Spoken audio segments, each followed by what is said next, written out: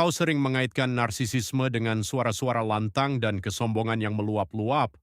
Namun ada satu dimensi psikologi ini yang beroperasi sepenuhnya di bawah permukaan, sebuah eksistensi yang berkembang dalam kesunyian, jauh dari sorotan lampu pentas.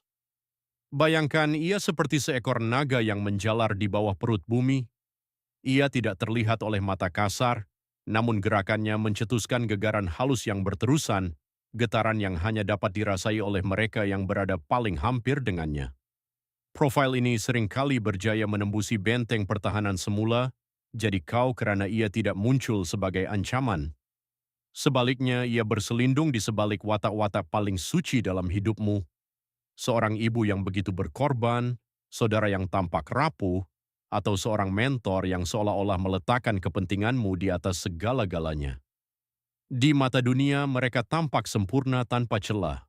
Keadaan ini mewujudkan vacuum psychology bagi mereka yang berada dalam orbit mereka, membawa kepada rasa sesak dan kecenderungan untuk menyalahkan diri sendiri. Karena bagaimana mungkin kau menuding jari kepada satu masalah yang wajahnya kelihatan seperti kebaikan yang murni? Kekeliruan ini, perasaan di mana empati hanya mengalir satu hala, adalah tanda utama narsisisme terselubung. Ia adalah sebuah ego yang menyara dirinya dengan meniru penampilan pengorbanan diri yang total. Dalam budaya Timur, tingkah laku ini menemui tempat persembunyian yang ideal dalam nilai-nilai tradisional. Ia menggunakan sifat-sifat mulia yang diajar untuk kita hormati sebagai penyamaran utamanya.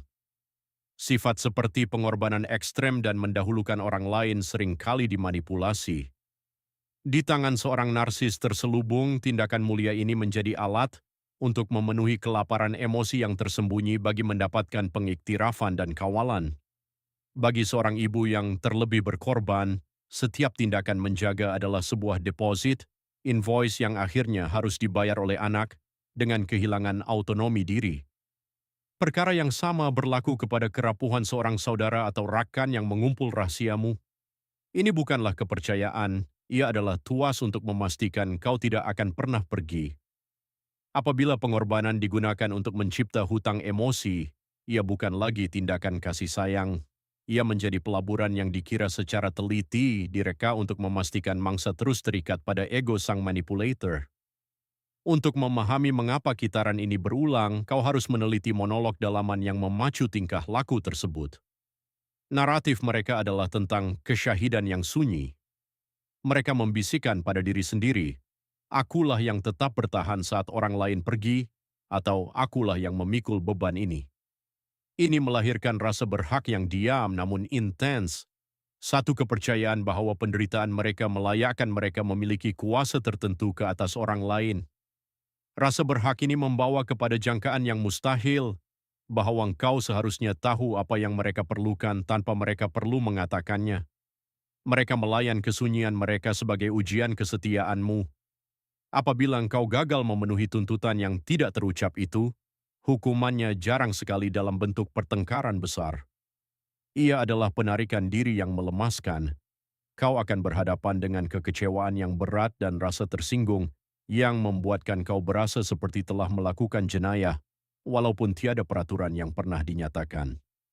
Pengorbanan itu adalah umpan, dan rasa bersalah yang terhasil adalah mata kail yang digunakan untuk memerah pengiktirafan yang tidak mampu mereka berikan kepada diri sendiri. Pakar psikologi sering menggunakan kerangka dark triad, narsisisme, machiavellianisme, dan psikopati untuk memetakan tingkah laku ini. Walaupun ketiga-tiganya tampak berbeza, mereka digerakkan oleh engine yang sama, ketiadaan empati afektif atau kedinginan terhadap perasaan orang lain. Inilah yang menjadikan jenis terselubung ini begitu berbahaya, karena mereka menduduki posisi kepercayaan, mereka tidak perlu memecah pintu rumahmu, kau sendiri yang telah menjemput mereka masuk, tanpa menyadari bahwa kepercayaanmu sedang dipergunakan sebagai pintu masuk untuk pengambil alihan psikologi. Perbezaan antara hubungan yang sehat dan yang manipulatif terletak pada invoice tersebut. Kasih sayang yang tulus tidak datang dengan buku lejar pengorbanan masa lalu. Mengenali istilah-istilah ini bukan bertujuan untuk mendiagnosis orang lain dari jauh, tetapi untuk mencari kata-kata bagi menggambarkan pengalaman yang selama ini terasa seperti kabut kekeliruan. Setelah kau mengenali corak tuntutan yang tidak terucap dan hukuman dalam sunyi, permainan itu akan hilang kuasanya. Kau akan mula melihat gerakan itu sebagai apa yang sebenarnya, percobaan untuk menguruskan rasa tidak cukup dalam diri mereka. Kesadaran ini membolehkan kau berhenti menjadi penumpang dalam drama emosi orang lain.